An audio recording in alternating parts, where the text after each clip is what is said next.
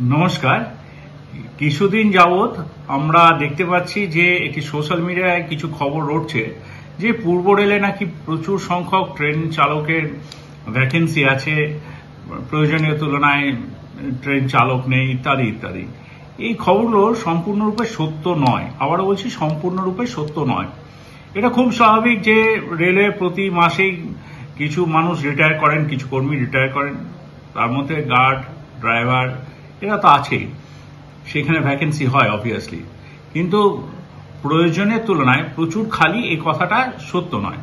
আমরা এই অগাস্ট মাসে আমাদের প্রায় 1260 মতো ভ্যাকেন্সি যেটা আমাদের এই মুহূর্তে এক্সিস্ট করছে, সেই সিলেকশনটা করতে চলেছি। সেটি আমাদের যারা কর্মী আছেন তাদের মধ্যে থেকে সিলেকশন হবে।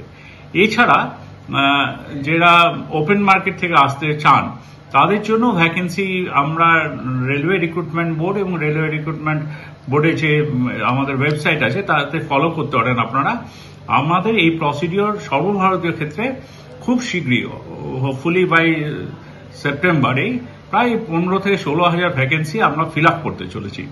তো এই কথাটা মনে হয় আমাদের পক্ষে আর শুট করে না যে পূর্ব রেলে প্রচুর ভ্যাকেন্সি আছে ড্রাইভার গার্ডে, ড্রাইভার নেই, পর্যাপ্ত ড্রাইভার নেই, এটা সত্য নয়। কিছুটা ভ্যাকেন্সি অবভিয়াসলি আছে মানছি, কিন্তু সেটা এমন নয় যে ট্রেন চালানো সম্ভব হচ্ছে না, একটি ড্রাইভারকে প্রচুর সময় ধরে কাজ করতে হচ্ছে, এটা ঠিক নয়।